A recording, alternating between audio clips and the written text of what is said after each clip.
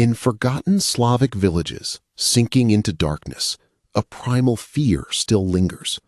The cardinal rule: never utter the name of the sleeping evil. Eyewitnesses whisper of a rotten forest hut.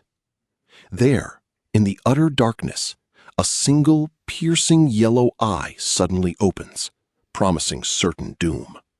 Soon, a chilling realization dawns. Before us is not merely a forest predator, but the living embodiment of inescapable fate and pure entropy. Speak this forbidden name aloud, and you will feel a sepulchral chill constricting your lungs.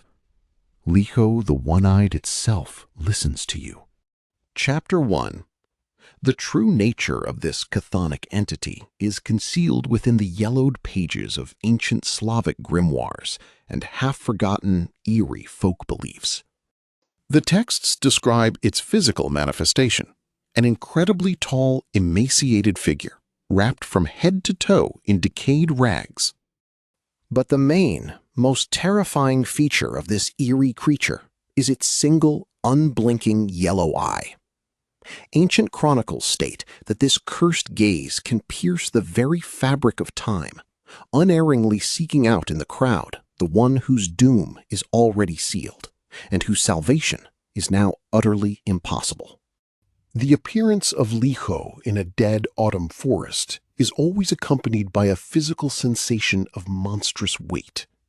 The air becomes thick, and a wave of black, hopeless despair washes over the soul. It seems as if the rotting trees themselves bend to the ground, unable to bear the presence of this primal sorrow. It is important to understand that Likho is not an ordinary carnivorous monster prowling for prey. Ancient Volks described it as a parasitic force of pure entropy. It does not tear flesh with claws. It slowly destroys the very probability of your favorable outcome, devouring your future. The mechanics of this eerie curse are detailed in forgotten incantations. Once Likho's attention is drawn, it clings to the victim irrevocably. The entity climbs onto the doomed one's back, becoming an invisible but unbearably heavy burden on their slumped shoulders, impossible to shake off. From this very moment, a tormenting process of withering begins. The one-eyed parasite methodically drains life force, taking every drop of luck. What once came easily to a person now turns into ruin, and any endeavor inevitably crumbles into gray dust under the oppression of fate. Trying to defeat this creature with steel or fire is an utterly pointless endeavor. Physical weapons are useless against a being woven from misfortune itself.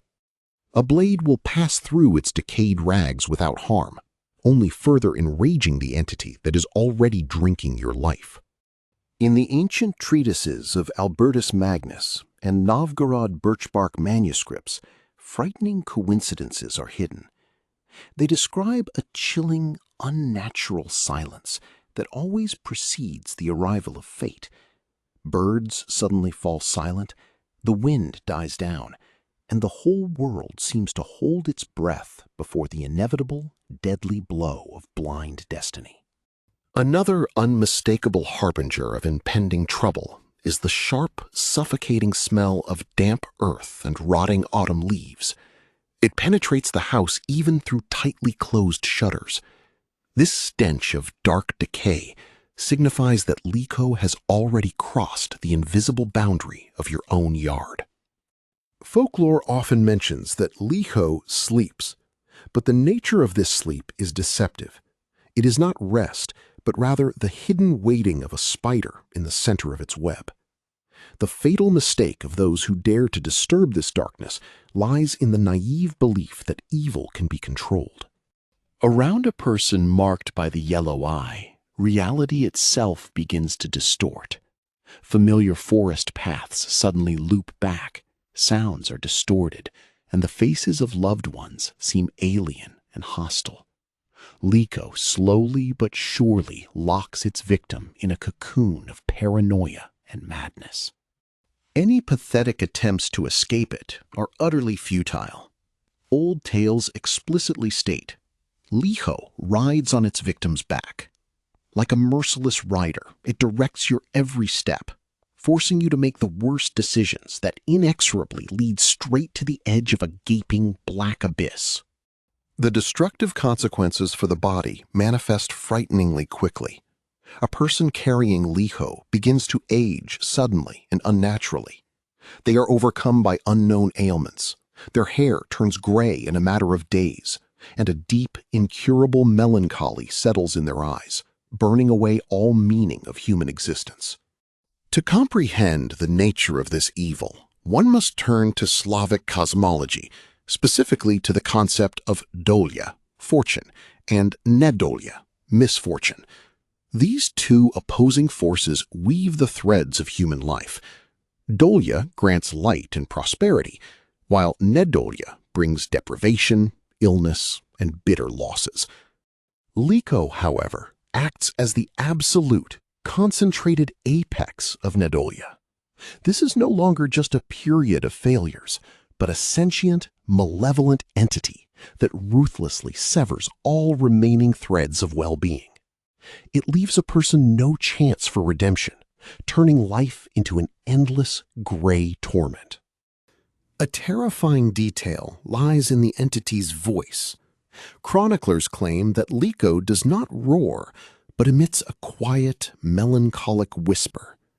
This insidious, otherworldly sound penetrates directly into the mind, ruthlessly breaking the will to live and forcing the victim to voluntarily step into the gaping abyss. This creature feeds not on flesh, but on pure human sorrow. Every tear shed, every heavy sigh, and every fit of burning despair serves as the sweetest nectar for it. Likho sucks out joy itself, leaving behind only an empty, desiccated husk devoid of any bright feelings. The most terrifying aspect lies in the prospect of transmitting this curse. If the bearer dies, Likho does not retreat into the forest, but crawls onto the nearest blood relative. This invisible, rotting umbilical cord stretches through generations, dooming entire families to slow, agonizing decay and complete oblivion. Ancient grimoires and healers prescribed strict methods of protection. Sacred silence was considered the main weapon. It was strictly forbidden to complain aloud about one's hard lot, for any groan of despair served as a beacon in the darkness, luring the single yellow eye to the threshold of the careless, suffering person. In futile attempts to ward off the deadly gaze, people abundantly hung bundles of bitter wormwood and prickly thistle in the corners. It was believed that their sharp smell could confuse the entity. However, these ancient herbs only slightly dulled its senses, granting only a brief, deceptive respite. To break the sympathetic connection with impending misfortune, a grim ritual was performed. At a crossroads, under the cover of a moonless night, a person burned their old, sweat-soaked clothes. The rising ashes were meant to deceive Likho, making it believe that the victim had already turned to dead dust. Carvers created special wooden amulets covered with intricate hypnotic patterns. These sacred labyrinths were carved from bog oak with the sole purpose of confusing and blinding Likho's single eye. It was believed that the entity's gaze would get entangled in the intricate lines, losing its destructive, ruinous power. In a traditional Slavic home, the threshold and the red-hot stove served as the last desperate lines of defense. The threshold, beneath which the ashes of ancestors often rested, blocked the path of evil spirits, and the living flame of the stove burned away defilement, preventing the cold breath of fate from penetrating the warm, protected abode. But with time came a bitter, soul-chilling realization. No amulet, no incantation can destroy this chthonic entity. they can only postpone the inevitable, forcing Likho to patiently wait behind a dark window until the protection weakens and the candle goes out. Experienced hunters whispered secret knowledge about the monster's blind spot. One should move through the dead forest strictly from the side of Likho's missing eye, stepping in its tracks. One wrong move, the crunch of a dry branch, and the eerie yellow pupil will instantly find its target. Forest echo held a special, deadly danger. In the dense thicket, sounds are distorted, and Likho uses this acoustic deception to track its prey. It catches every echo of footsteps, reflected from the tree trunks, unerringly calculating the victim's trajectory, like a spider feeling the tremor of its deadly web. But Likho does not merely kill. It subjects a person to sophisticated psychological torture.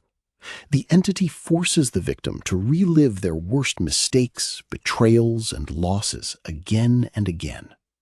The mind becomes clouded, and the person drowns in an ocean of their own guilt, voluntarily surrendering their life force.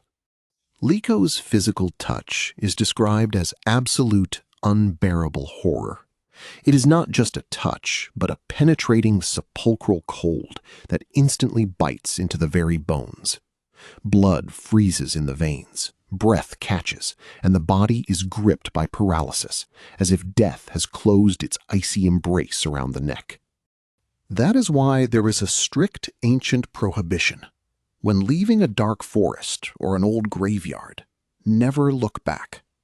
No matter how a familiar voice calls you, no matter how branches crackle behind you, turn around and you will meet the gaze of that very yellow eye. In despair, many tried to buy off fate, leaving gold, bread, or fresh meat at crossroads. But this deal is always doomed to failure. Likho does not need your riches. Its insatiable, primal hunger can only be appeased by a completely destroyed, trampled human destiny. Old chronicles preserve a grim legend about a rich miller. He tried to deceive Likho by sacrificing all his livestock and grain supplies to it. But the entity merely accepted the gifts mockingly, and the next morning the miller found his mill burned to ashes and his family afflicted with an unknown illness. The only chance remained in the secret incantations of village whisperers. With complex rituals, they tried to lock misfortune in a dead, dry tree. A znakarka, a healer, sorcerer, would drive an aspen stake into the trunk, reciting ancient spells to bind the entity to the rotting wood, far from living human souls. The mechanics of such a transfer required colossal spiritual strength. The curse was literally scraped from the victim's aura and transferred to an inanimate object or a captured wild animal. The animal was then released into a dense, impassable thicket, hoping that Likho would be drawn to a new target and forever forget the way back. But there was also a darker, dishonorable path. Grimoires describe a ritual of casting Likho onto a random passerby through an enchanted object. This terrible moral dilemma forced a person to choose, to rot alive themselves or to condemn an absolutely innocent, unsuspecting soul to certain, agonizing death. Thus concludes the understanding of its true essence. Likho the One-Eyed is not a vengeful spirit nor a cursed sorcerer. It is an utterly indifferent, chthonic force of nature itself, the embodiment of pure entropy. A dark reaper who comes not to judge, but to methodically and ruthlessly gather its sorrowful harvest. Chapter 2. Abode and Traces. To understand the nature of Likho, we must study the cursed lands where it prefers to weave its invisible nest. These are not just geographical points on a map, but deep spiritual wounds on the very body of creation, exuding primal sorrow. Its favorite hunting grounds are forgotten, dead villages and time-blackened, rotten log cabins. Where once the ringing laughter of children echoed, Now only a chilling wind roams, and in collapsed roofs and empty window sockets, a viscous, impenetrable darkness has settled forever. The path to its lair always lies through a dead forest. In this thicket, you will never hear the singing of birds or the rustle of living leaves.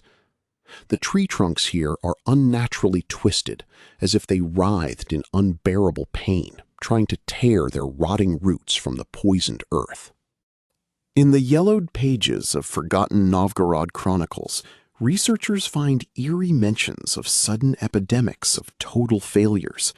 Entire settlements were not wiped out by plague, but by a series of inexplicable tragedies, after which people themselves retreated into the taiga, forever losing all their property and human sanity. Physical traces of this creature's presence evoke an animalistic tremor. Eyewitnesses described abnormally large, deeply impressed barefoot prints left in cooled stove ash or thick autumn mud. Likho's step is heavy, for it carries on its hunched shoulders the entire burden of unwept human tears. Where Likho trod, the phenomenon of so-called cursed lands arises. In these areas, crops utterly refuse to grow. The earth becomes covered with a hard crust, and well water becomes unbearably bitter to the taste, giving off the flavor of rusty iron, stagnant blood, and deep, hopeless sorrow. Ancient Volkifs directly linked Likho's paths with pagan burial mounds, hiding restless dead under their dark vaults. These earthen mounds serve as reliable beacons for the one-eyed fate. The entity is drawn to places where the boundary between the world of the living and the realm of the dead is thinned to its limit. Forest crossroads hold a special danger, sacred points in Slavic cosmology where a person is most vulnerable before fate. It is at the crossroads, at the moment of agonizing choice, that Likho most often lies in wait for its victim, to subtly jump onto their back and whisper its curse. If you look at the miraculously preserved maps of Tsarist land surveyors, you will notice a strange detail. Huge, dark areas of dense forest are deliberately left unnamed and marked only with blurred spots. Cartographers were panically afraid to name those lands where the one-eyed, insatiable evil reigned supreme. Ethnographers' archives contain terrifying reports of accidental travelers who wandered into the entity's very lair. The few who were lucky enough to escape described an overwhelming, paralyzing horror. Their bodies were gripped by icy sweat, and their minds screamed that they had trespassed into the abode of death itself. Likho's lair itself is a gruesome, abominable sight. Legends say that the entity sleeps on a bed woven from whitened human bones, fragments of old carts, and decayed children's toys. This is an altar of shattered destinies, where every splinter is imbued with concentrated pain and shed tears. Folklore historians note a clear connection between abnormally harsh winters, mass famine, and eerie surges in Likho's activity. When frost grips the earth and bread supplies run out, people's despair becomes so thick that it awakens the creature from its heavy, centuries-long slumber in the forest depths. The ringing, dead silence of a merciless snowstorm serves as a perfect cover for the approach of misfortune. In the howling of the icy wind hides Likho's mournful whisper. It steps silently over snowdrifts, not sinking into the snow, and only its single yellow eye predatorily gleams through the white shroud. There are specific architectural details of ruined izbas, peasant houses, that seem to magnetically attract this chthonic force. A skewed doorframe, a main beam cracked in half, or a collapsed chimney. All these create breaches in the protective contour of the house, through which an invisible, suffocating fate unhinderedly creeps inside. But the most powerful, insurmountable beacon for endless sorrow has always been an empty child's cradle, abandoned in a deserted house. For Likho, this object is a true delicacy. It can enthusiastically rock the empty cradle in the darkness, reveling in the residual despair of a mother who lost her only priceless child. Abandoned watermills and rotting ponds with stagnant black water play a crucial role in binding the curse to a place. Rotting water symbolizes the stopping of time, stagnation, and the withering of life. It is in such remote, swampy pools that Likho often washes its wrinkled, disfigured face. The grim historical chronicles of the 17th century describe in detail a mass village hysteria, which churchmen attributed to the machinations of Likho. Entire volosts, districts, were gripped by inexplicable paranoia. People tightly boarded up windows with heavy planks, killed their own livestock, and sat in cellars for weeks waiting for the one-eyed death to pass by. Frightening diaries of 19th century ethnographers who ventured into the deep northern taiga have been preserved. On their yellowed pages, trembling handwriting recorded lines about how the scientists felt a heavy, piercing foreign gaze on their backs. The gaze of a creature that was not in a hurry to attack, but merely methodically, coldly studied the doomed. Likho's domain is always surrounded by the phenomenon of so-called wandering roads. These are cursed paths that distort space and lead travelers into endless, maddening circles. The forest seems to mock the victim, repeatedly returning them to the same fallen, dead tree. Likho's touch causes instantaneous physical decomposition of any objects. Strong wood turns to dust in a matter of seconds, and durable steel becomes covered with a thick layer of reddish rust. Everything this chthonic force touches is doomed to rapid decay, emphasizing its absolute power over matter. Animals, whose senses are sharper than human ones, unerringly detect Likho's approach. Village dogs do not bark. They whimper and cower in the darkest corners, as if struck dumb with terror. Horses, meanwhile, begin to thrash wildly in their stalls, going mad from the invisible but chilling presence. The visual signature of this entity's domain is the absolute triumph of ash and dull shades. Where Likho treads, the world irrevocably loses its colors. Everything around fades, covered with a dead gray film, as if reality itself is covered with a layer of thick grave dust and black, deaf despair. In places inhabited by evil spirits, the air itself becomes abnormally heavy and viscous. Travelers describe this eerie feeling as if an invisible hand is slowly squeezing their lungs. Breathing becomes unbearably difficult, and each inhale carries the taste of stagnant water and damp earth, portending imminent, inescapable misfortune. Impassable swamps and black bogs have always been considered deep, primal resting places for this ancient force.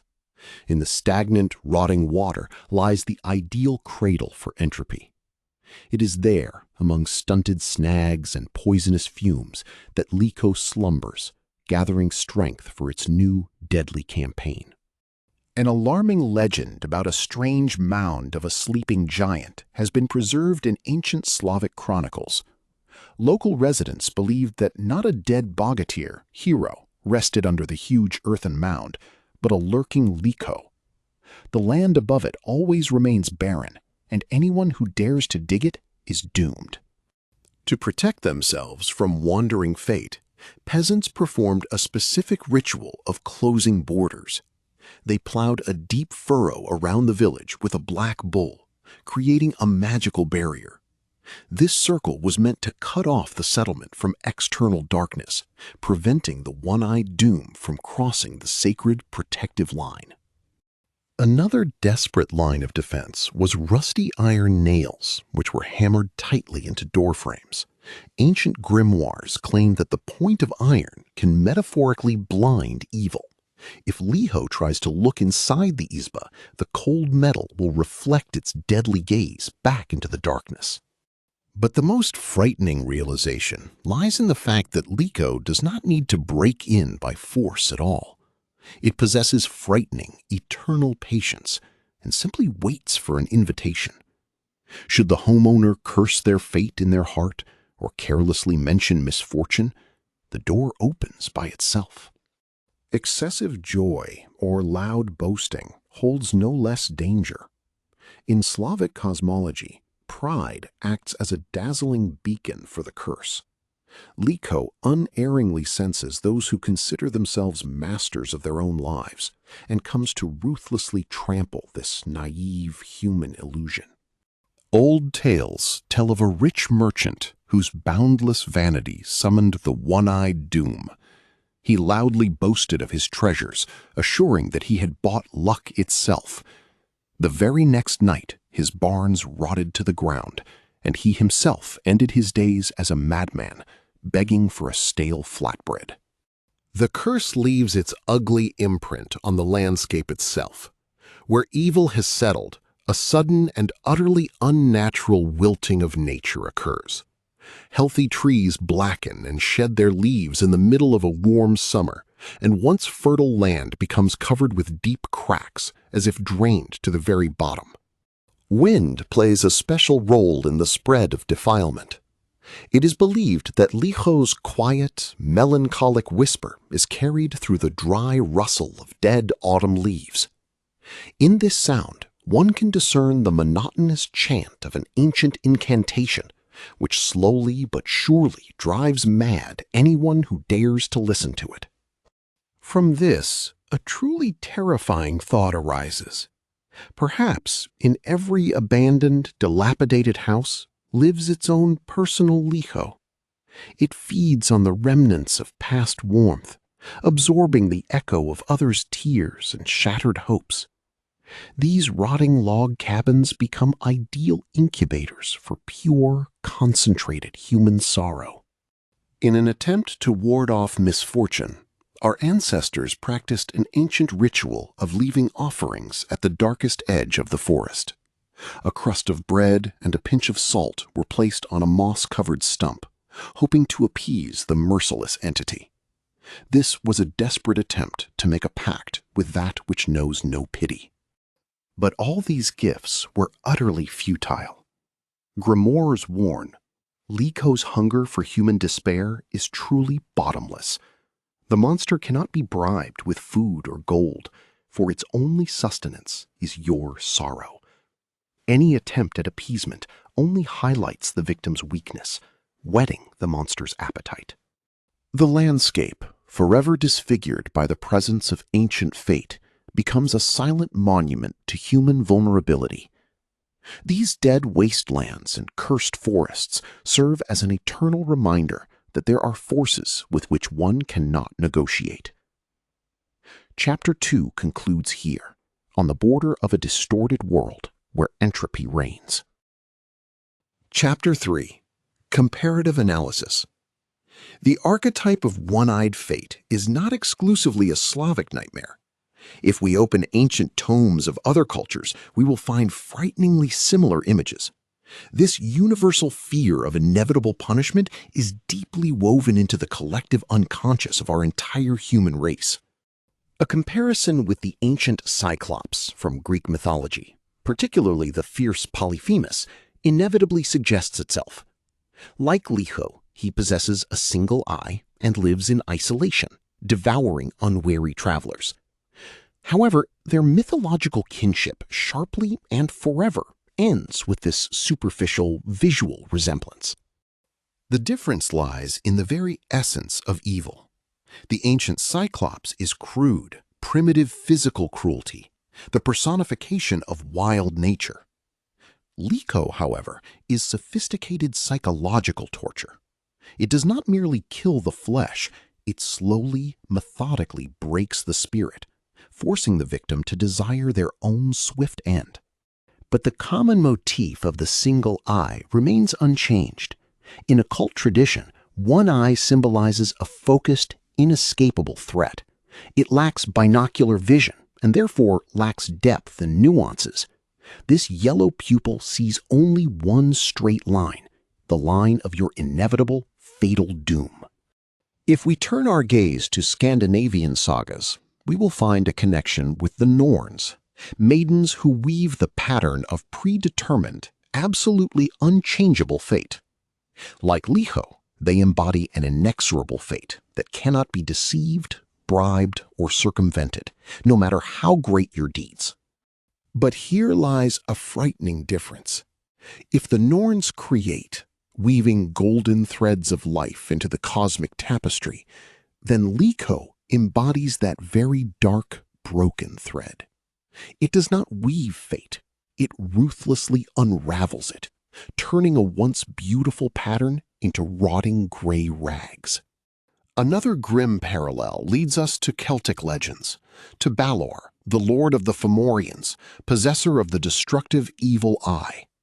Legends say that his single bloodshot pupil brought instant destruction to all living things, turning green valleys into lifeless, scorched wastelands with a single glance.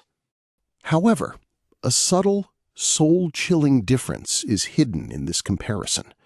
Balor destroys his victim instantly, granting a quick death in incinerating flames.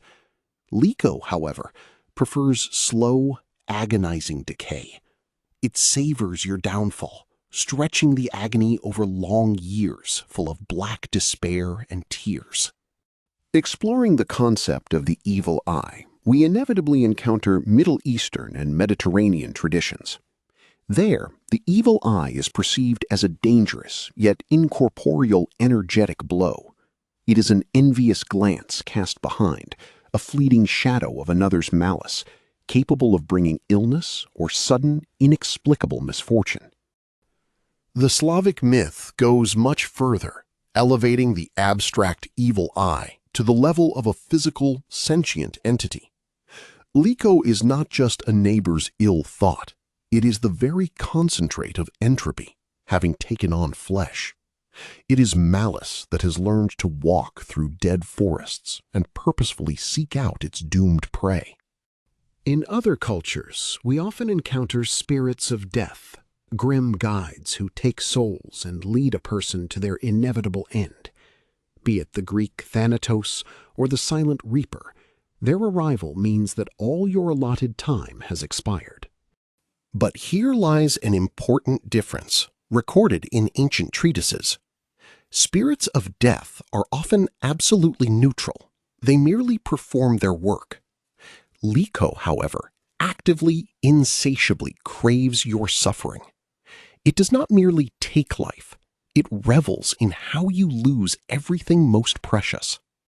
This inexorability links the Slavic curse with the ancient Greek Moirai, goddesses beyond the control of even the Olympians.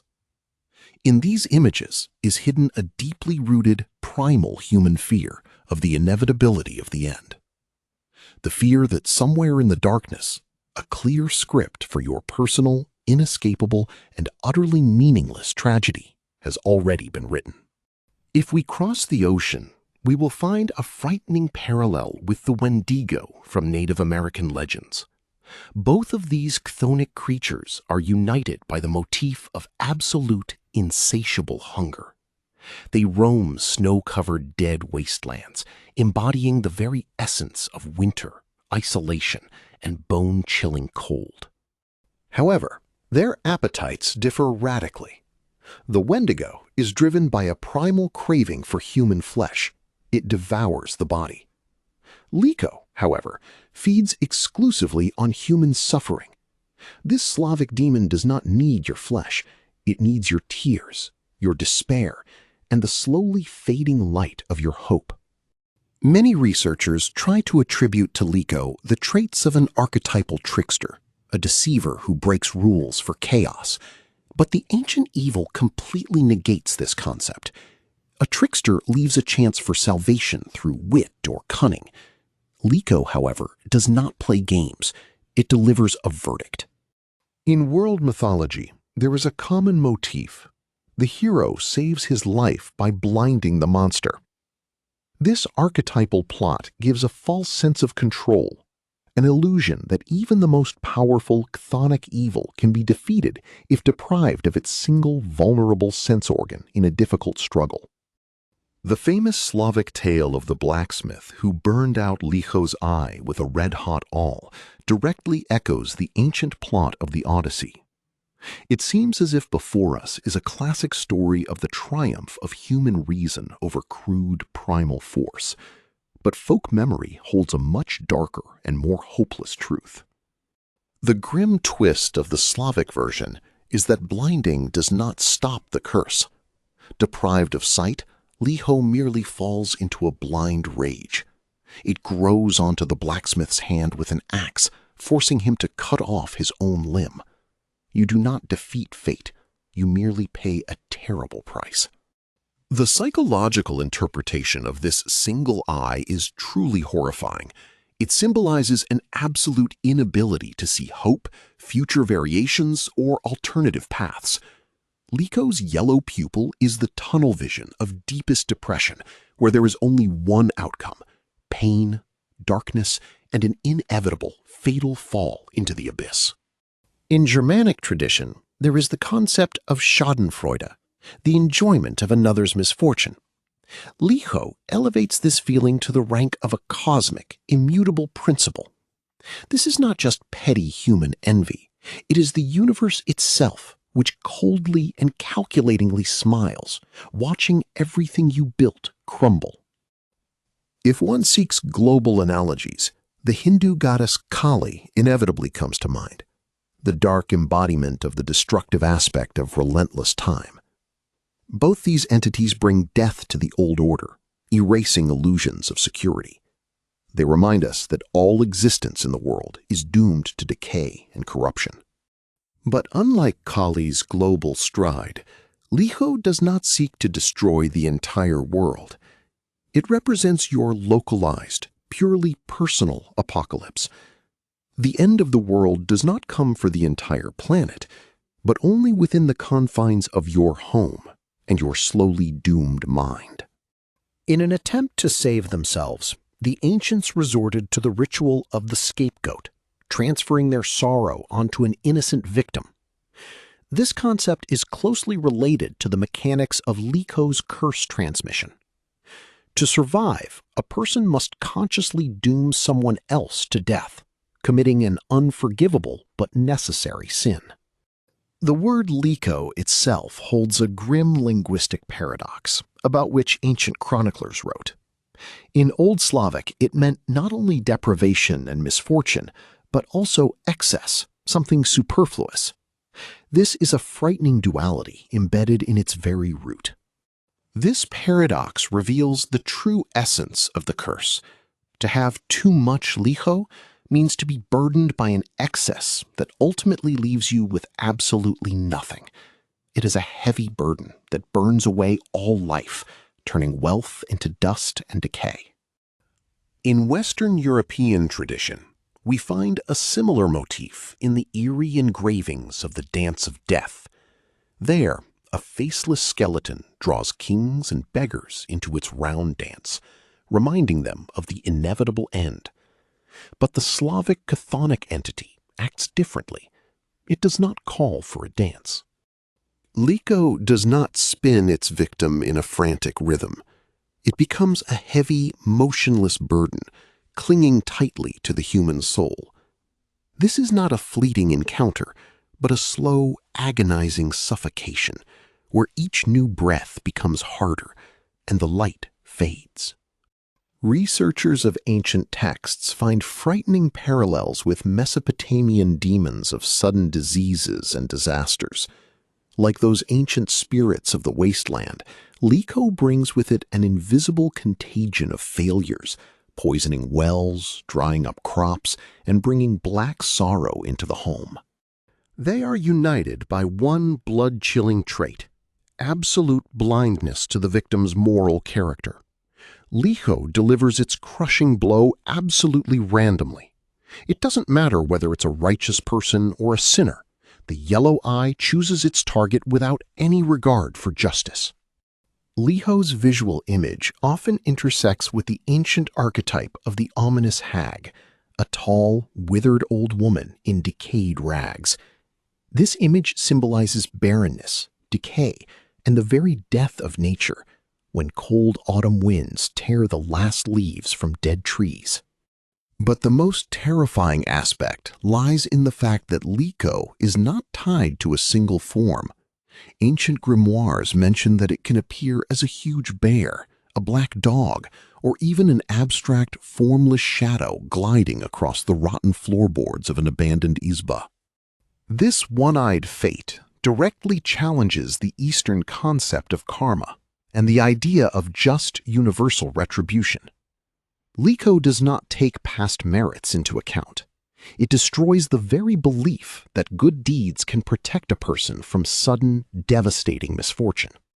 The entity strikes the innocent equally with the guilty, embodying the absolutely blind cruelty of chance.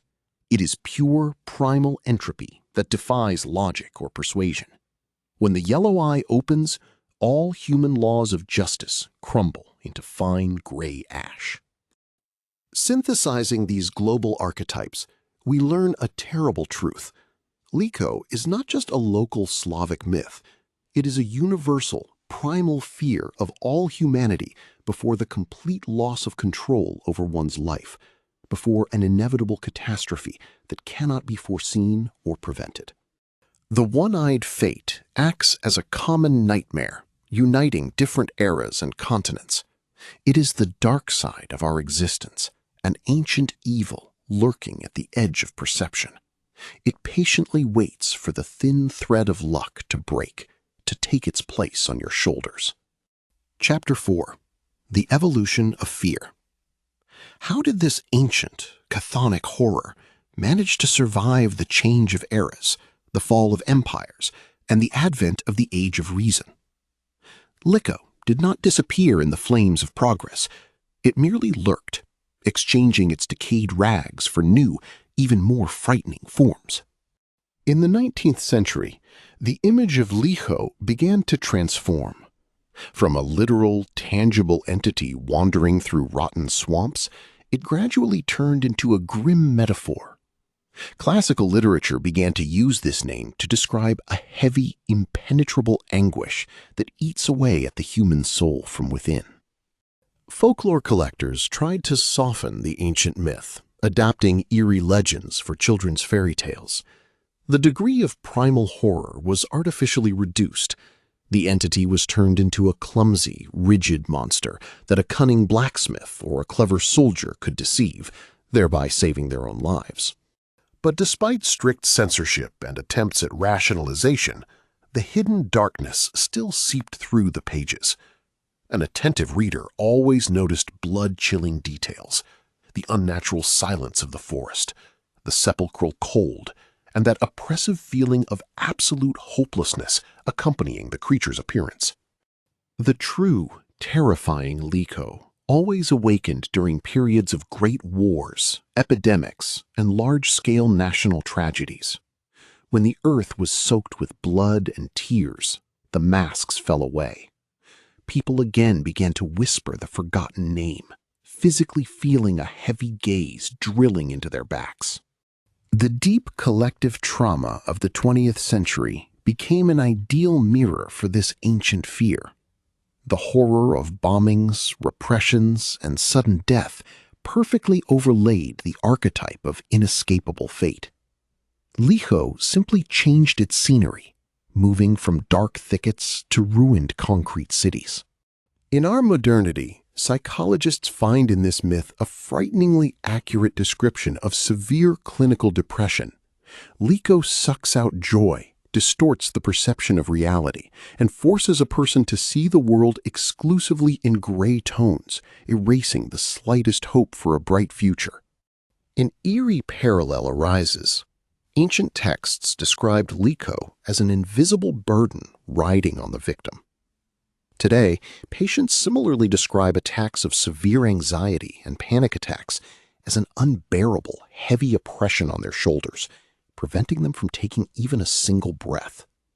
The focus of our primal horror has inexorably shifted. If previously peasants trembled with fear at meeting a bony monster in a dense forest, now we realize with horror that Likho has comfortably curled up in our own minds. The darkness has moved inward, putting down deep, rotting roots. This ancient archetype is brilliantly reflected in modern psychological horrors and the darkest literature. Authors, without even knowing it, resurrect the one-eyed curse, describing an invisible, oppressive force from which it is impossible to escape, hide, or buy off. Evil, once again, becomes tangible and inescapable. The concept of an inevitable curse in cult cinema perfectly replicates the ancient mechanics of Likho's pursuit. The hero makes a fatal mistake, touches the forbidden, and from that moment, the invisible noose of fate begins to slowly but surely tighten around their neck, leaving no chance. The visual evolution of this evil is truly astonishing. The image of a gigantic, emaciated old woman in decayed rags gradually dissolved, transforming into a subtle, pervasive atmosphere of absolute existential horror. Now it is a thick, ashen fog, slowly draining all warmth and will to live from the victim. Modern sound design in media masterfully recreates that chilling silence of approaching fate described in ancient Slavic grimoires. Low-frequency hums, barely perceptible whispers, and suddenly cut-off sounds make our hearts stop in exactly the same way as before Likho's step. The motif of the single, unblinking eye has gained new, frightening power in our anxious era of total digital surveillance and mass paranoia. Likho's yellow pupil, capable of seeing inevitable doom, now watches us through the bottomless lenses of cameras, tracking our every misstep. Our modern ingrained fear of constant, invisible surveillance frighteningly accurately coincides with the ancient chthonic horror of Likho's deadly gaze. We once again feel that same sepulchral chill on the back of our necks, instinctively realizing that we are being intently and mercilessly watched from the darkness. The genre of so-called elevated horror increasingly relies on chthonic, primal Slavic archetypes. Directors turn to forgotten roots, where evil does not require rational explanation, but is a fundamental, destructive force of nature, indifferent to the pleas and tears of a doomed person. The popular aesthetic of post-Soviet decay has an undeniable, deep, and painful connection with Likho's black despair. These endless rows of panel buildings, drowning in dirt and hopelessness, seem like ideal modern backdrops for ancient fate, feeding on human sorrow and prolonged, heavy melancholy. Our strange romanticization of social decay, crumbling gray concrete, and endless rainy autumn only confirms a terrible conjecture. This is the entity's new domain. Likho has exchanged rotting wooden log cabins for damp concrete boxes, where human sorrow flourishes just as profusely. Eerie urban legends about cursed, bad apartments that drive their inhabitants mad, these are direct modern iterations of the ancient myth of Likho's rotting hut. Architecture changes, but the essence remains the same. A cursed place slowly drains the life force from everyone who crosses its threshold. True psychological terror is born from the bitter realization no high technology can protect us from primal existential fear. Smartphones and the internet create only a fragile illusion of security, which instantly crumbles into dust when a heavy, shuffling step suddenly echoes in a dark room. Soulless internet algorithms act as a frightening embodiment of modern Likho. They similarly incessantly feed on our negativity, anxiety, and endless doom scrolling. This digital entity feeds us the worst scenarios, forcing us to relive pain, like an invisible burden pressing on tired, slumped shoulders. A truly frightening thought arises. Perhaps we ourselves are actively awakening Likho with our collective mass anxiety, With our constant expectation of catastrophe and concentration on dark thoughts, we seem to be offering a blood sacrifice on the altar of ancient fate, attracting its single yellow, hungry eye. Modern grim video games flawlessly convey the suffocating atmosphere of hopeless Slavic fate. Exploring virtual dead forests and abandoned villages, the player physically feels that sticky sensation of inevitable doom that our distant ancestors experienced when lost in an impassable, dark, and cold taiga thicket. The incredible popularity of the hopeless survival genre lies in its honesty. In these worlds, victory is always just a temporary postponement of an absolutely inevitable end. The player is not allowed to escape. They are only allowed to prolong their agony a little, precisely repeating the futile attempts to buy off Likho. Game mechanics of relentless pursuit perfectly replicate ancient folklore about futile attempts to escape the one-eyed fate. An unkillable monster, slowly but surely tracking you, makes the heart beat faster, reminding you that Likho always rides on its doomed, broken victim. Today, we observe a powerful resurgence of interest in authentic, unvarnished Slavic folklore among modern truth-seekers. People are tired of sterile fairy tales with happy endings. They are again irresistibly drawn to the genuine, chthonic darkness hidden in the yellowed pages of ancient, forbidden chronicles and grimoires. However, there is a huge, fatal danger in treating these ancient chthonic forces as mere pop culture curiosities. By reducing Likho to a funny internet meme or a monster on screen, we forget the main rule of our ancestors: never speak aloud the name of that which slumbers. A deep immersion in these dark myths has a destructive psychological effect. Studying the nature of the one-eyed fate, you begin to experience a persistent, soul-chilling sensation that the abyss stares back intently. And in this dense darkness, a single piercing yellow eye slowly opens. Surprisingly, our modern rituals for luck, the habit of knocking on wood, spitting over the left shoulder, or hiding a pin under clothes, these are unconscious repetitions of ancient amulets. We are still desperately trying to ward off the deadly gaze of that creeping fate. A bitter realization comes that our innocent household superstitions are merely faint, time-distorted echoes of primal fear. Fear of Likho the One-Eyed, whose heavy tread made ancestors freeze by the stove, clutching a dry branch of protective wormwood in their cold fingers. In modern grim narratives, the boundary between a severe psychological breakdown and a genuine supernatural curse is hopelessly blurred. When a person plunges into the abyss of black apathy, losing everything they had, we call it a clinical diagnosis, forgetting to look into ancient folklore records. A terrifying, blood-chilling ambiguity arises. Ask yourself, is this sudden, life-destroying melancholy merely a chemical illness of a weary mind? Or has ancient Likho truly awakened somewhere in the damp gloom, found its victim, and now clings to their shoulders with a death grip? Total isolation in our modern, information-overloaded world makes a person ideally vulnerable. Torn from our roots, locked in concrete boxes, we are left alone with the oppressive silence, through which the insidious, maddening whisper of the entity so easily and unhinderedly penetrates. The final disintegration of traditional communities irrevocably deprived us of ancient collective defenses. In olden times, the village resisted misfortune as a united front, performing complex cleansing rituals. Now, each person carries their burden alone, becoming easy, defenseless prey for the hungry, ever-wandering evil.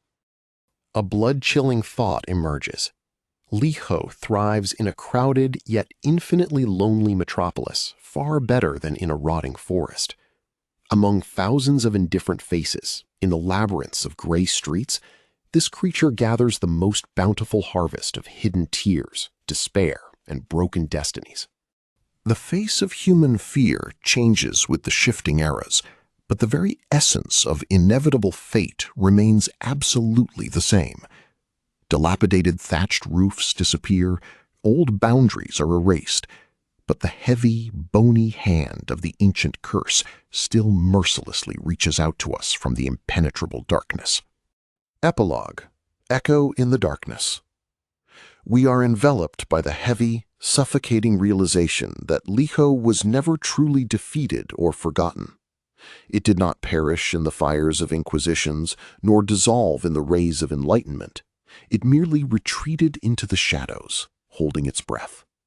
Look closely at the image of our modern world, slowly withering under the oppression of global crises. It seems to fade, inexorably returning to those very gray, ashen, and dirty brown tones of the distant past, which always served as an unmistakable visual marker of the presence of this chthonic, joy-devouring entity. This is a grim reminder that the ancient, dead forests still exist. They have not disappeared. They patiently stand right beyond the flickering boundary of bright city lights. Just take a step into the darkness, and you will once again smell the damp, sepulchral earth. The ancient concept of sleeping evil acquires its frightening meaning here. Likho is not dead. It merely rests in the dense shadow, patiently awaiting its hour. It waits for our collective pride to crack, to once again cast its decayed, funereal shroud over the world. Specific signs of its awakening already hang in the air. Unexplained collective melancholy, sudden bursts of despair, and a heavy, physically oppressive atmosphere in cities. All these are sure symptoms that the gigantic figure in rags has already begun its slow, inexorable movement towards us. Grimoires hold a strict warning against human overconfidence. Blind faith that modern science has forever banished primal darkness is mortally dangerous. It is this illusion of security that makes us absolutely blind in the face of ancient fate, which already stands at our threshold. And here we return to where we began, to those very gray-haired old men in forgotten, dying villages who still know the true truth. They hide their eyes and cross themselves at the dark corners of their isbas, remembering what we have carelessly forgotten. In their stern silence lies a deep, centuries-suffered wisdom. They possess a clear understanding of the true power of forbidden names and directed human attention. They firmly know what you think about for too long in the darkness inevitably begins to think about you. A terrifying, paralyzing thought creeps in. What if, by simply speaking these words aloud, discussing Likho and its habits in detail, we have already attracted its attention? What if, at this very second, its single bile-filled eye has already focused on us? Feel it right now. It's a faint physical sensation of a sudden, inexplicably cold draft in your warm room. According to ancient Slavic beliefs, this sepulchral chill down your spine is the very first, unmistakable sign of the invisible presence of an entity that has already crossed your threshold. The viscous psychological weight of this entire grim story is now slowly, like an invisible leaden burden, settling on your shoulders. This is not just fatigue from a long narrative. This is the very beginning of that deadly symbiosis about which ancient, decayed chronicles warned. As a final word of advice, allow me to remind you of the main, unbreakable rule of our ancestors. When you turn off the light tonight and a thick shadow fills the corners of your bedroom, under no circumstances turn around, trying to peer into that silent, gaping darkness. Imagine a lonely yellow lantern, dimly flickering somewhere in the distance on a deserted, fog-shrouded street. In this ominous, damp silence, Its uneven, pulsating light is frighteningly similar to that very single, unblinking eye, which patiently seeks out its next doomed victim. Ancient Volkvas taught the philosophical acceptance of this cruel fate as a necessary, albeit truly terrifying part of the great cosmic balance. Without the all-consuming darkness of Nadolia, it is impossible to appreciate the light, and the merciless Likho merely maintains balance, taking what was given to man beyond all measure. A bitter realization comes that Likho is often a dark, distorted shadow cast by our own insatiable desires and blind pride. Ancient apocrypha state, the higher a person raises their ego, the longer and blacker becomes the shadow in which the one-eyed doom is born. Any desperate attempts to lock away or destroy Likho are utterly futile, for it is impossible to shackle the fundamental concept of entropy and the inevitable decay of matter. Just as a fallen tree rots in a damp forest, so this chthonic force slowly but surely dissolves all that is living and flourishing. Listen to this silence. Through it, the mournful melody of a forgotten Slavic lament barely emerges, as if coming from beneath the damp earth. This ancient funeral motif, woven into the howling of the autumn wind, has for centuries accompanied those whose thread of life was mercilessly severed by the touch of the one-eyed fate. Secret archives mention a time-blackened wooden comb found in the ashes of a cursed Novgorod village.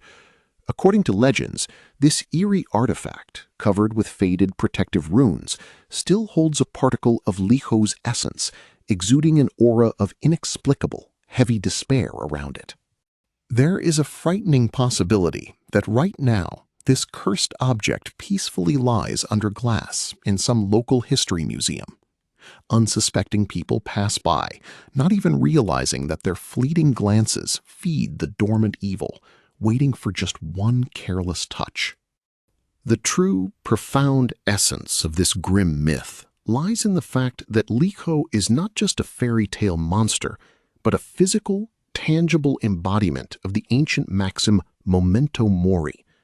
It is a living, breathing reminder of the finitude of all things, which always stands somewhere nearby, hidden behind the trees. Imagine that very blood-chilling dead silence when all birds suddenly fall silent, and the wind stops rustling dry leaves. Precisely such an absolute, vacuum-like emptiness occurs at the exact moment when an invisible but unbearably heavy entity silently stands directly behind your back. This is my final warning to you. Be extremely careful with the words you speak aloud and with the dark thoughts you harbor. Ancient grimoires state that it is our inner despair that serves as the brightest beacon for the yellow eye wandering in the darkness. Recall that rotting izba from our prologue, with blackened logs and a collapsed roof. Now its skewed silhouette is completely engulfed by a thick, impenetrable ashen fog, hiding from human eyes the place where ancient evil wove its bed from human tragedies. A frightening realization comes that this cursed izba is not at all a specific point on an old, faded map. It is a deadly state of mind itself, that very black internal dead end that Likho skillfully creates around its victim, cutting off all possible paths to salvation. Now you should be enveloped by a deep, penetrating feeling of absolute existential loneliness. Our narrative deliberately deprives you of the very last rational comforts, leaving you alone with primal horror before a force from which neither iron locks nor modern technologies can save you. Allow me to ask you directly, have you ever wondered what exactly is lurking in your own blind spot right now? What dark, hunched figure patiently awaits the moment when you make a fatal mistake and lose your saving vigilance? Look at this lingering shot of a dead autumn forest. It possesses a frightening, chthonic beauty. Bare, twisted branches reach towards a leaden sky, and the ground is strewn with rotting brown leaves. This landscape is absolutely devoid of all hope. It is the ideal realm of eternal decay and quiet sorrow. Human life is but a short, fleeting spark, desperately flickering in the all-consuming darkness of the universe. In comparison, Likho possesses a truly eternal, boundless patience of inescapable fate, which allows it to lie in ambush for centuries, waiting for our spark to extinguish itself. Listen how this soul-chilling whisper of the forbidden name, slowly, like morning frost, dissolves into the rising ambient noise of the piercingly cold wind. Likho the One-Eyed. The sound fades into darkness, but the very presence of this ancient chthonic entity remains hanging in the heavy, stale air of the room. I leave you with this sticky psychological hook, which will inevitably generate a persistent, paranoid feeling of being watched intently by another. Even when this video ends, you will long feel someone's single, unblinking yellow eye drilling into your back from the darkest corner. And now the screen slowly, inexorably fades, immersing your perception in a suffocating, cold, ash-gray color. This is the color of decayed bones, the color of burned hopes, and the color of that impenetrable fog in which those who were careless enough to awaken the evil slumbering in the forest disappear forever. And in this absolute emptiness that has fallen, suddenly it is heard. A quiet but distinct sound of a heavy, shuffling step right behind your locked room door. It has come. And remember, Likho always senses when you hold your breath and merely pretend to be fast asleep. In the decrepit lines of ancient grimoires and half-decayed Slavic healers' books lies the last, most desperate advice for those who heard that chilling step. Forget everything. Squeeze your eyes shut tightly. Don't move, and pretend with all your might that you are deeply asleep. But here lies the most terrifying, will-paralyzing realization that will forever deprive you of nighttime peace. This ancient black evil always unerringly senses your ragged breath, hears the pounding of your frightened heart, and absolutely knows when you are merely helplessly pretending. The screen finally goes dark, heavily plunging into a deep, absolutely impenetrable darkness. Everything around disappears without a trace, and only one piercing, dead yellow eye continues to stare unblinkingly directly into your frozen soul, forever remaining the chilling echo of inescapable Slavic fate. Sleep tight.